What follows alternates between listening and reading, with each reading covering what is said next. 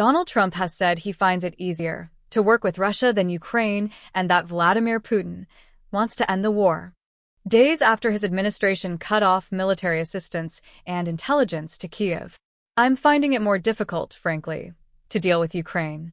And they don't have the cards, Trump told reporters in the Oval Office on Friday. In terms of getting a final settlement, it may be easier dealing with Russia.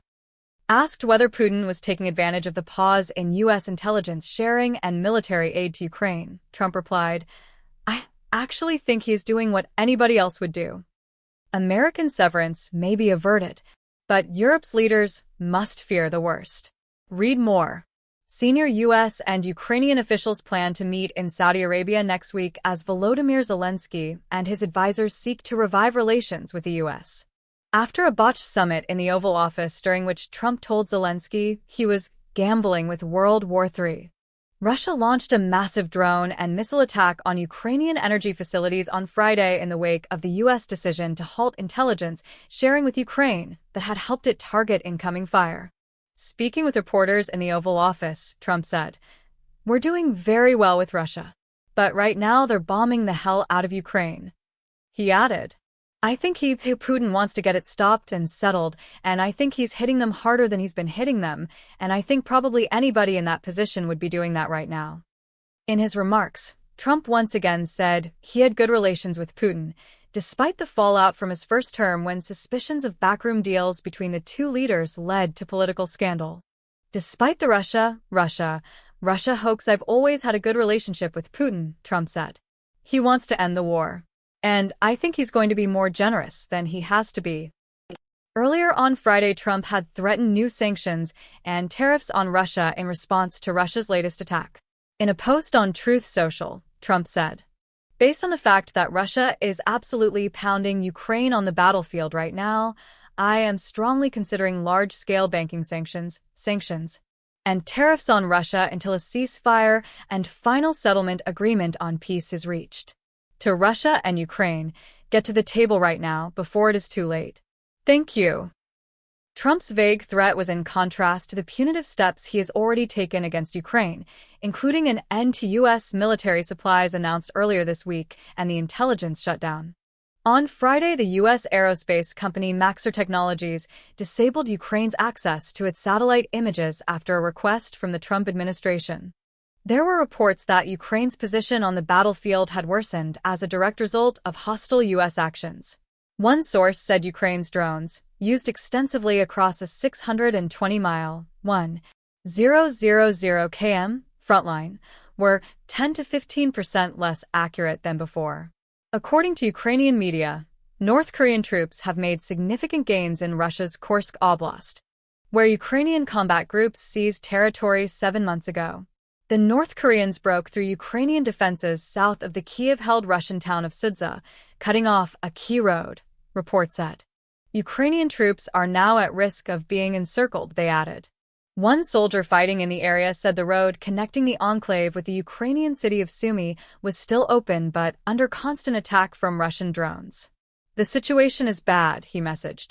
Zelensky said Moscow launched overnight attacks on Ukraine's energy and gas infrastructure. It targeted facilities in several regions on Friday, including Odessa and Poltava, using nearly 70 cruise and ballistic missiles and almost 200 attack drones. All of this was directed against infrastructure that ensures normal life, Zelensky wrote on social media. Currently, repair and restoration work is ongoing. He said several people were injured when a missile hit a private building in Kharkiv. Zelensky is due to travel to Saudi Arabia on Monday to meet Crown Prince Mohammed bin Salman. "After that, my team will stay in Saudi Arabia to work with our American partners," he wrote. Ukraine is most interested in peace. As we told POTUS, the president of the U.S., Ukraine is working and will continue to work constructively for a swift and reliable peace.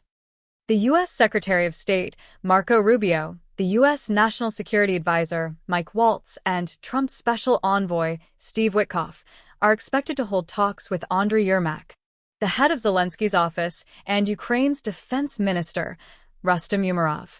The Trump administration has piled further pressure on Ukraine amid apparent U.S. attempts to replace Zelensky. "I think Ukraine wants to make a deal because they don't have a choice," Trump said on Thursday.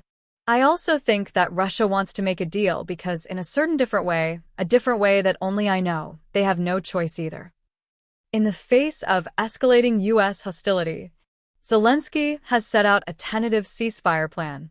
On Friday, he suggested a ban on the use of missiles, long-range drones and aerial bombs, as well as a suspension of military operations in the Black Sea. Ukraine is ready to pursue the path to peace, and it is Ukraine that strives for peace from the very first second of this war. "The task is to force Russia to stop the war," he posted on X. Since U.S. and Russian negotiators met in Saudi Arabia last month, the Kremlin has dramatically stepped up its air war against Ukraine. Its advance on land in the eastern Donetsk region has largely stopped, with Ukraine's armed forces carrying out counteroffensives in some areas. An overnight strike in Kharkiv injured 8 people and damaged 9 residential buildings, officials said. An adult and a child were injured in Poltava Oblast when a missile hit 2 housing blocks. The energy minister, Herman Halashchenko, said. Despite the U.S. weapons cutoff, Ukraine is still able to shoot down some, but not all, enemy missiles. On Friday, Zelensky said French-supplied Mirage 2000 aircraft were used for the first time together with F-16 fighter jets to protect Ukrainian skies. He said, "The Mirages successfully intercepted Russian cruise missiles. Thank you. I also want to recognize the performance of our anti-aircraft missile forces, Army Aviation, all our electronic warfare units, and mobile fire groups." The Kremlin, meanwhile, said Russia may have to respond to what it said were EU plans to boost its military capability and cast Russia as its enemy. The comments were made after Thursday's meeting in Brussels, in which EU leaders agreed a plan for a huge rise in defense spending. "We see that the European Union is now actively discussing the militarization of the EU and the development of the defense segment. This is a process that we are watching closely. Because the EU is positioning Russia as its main adversary," the Kremlin spokesperson Dmitry Peskov said.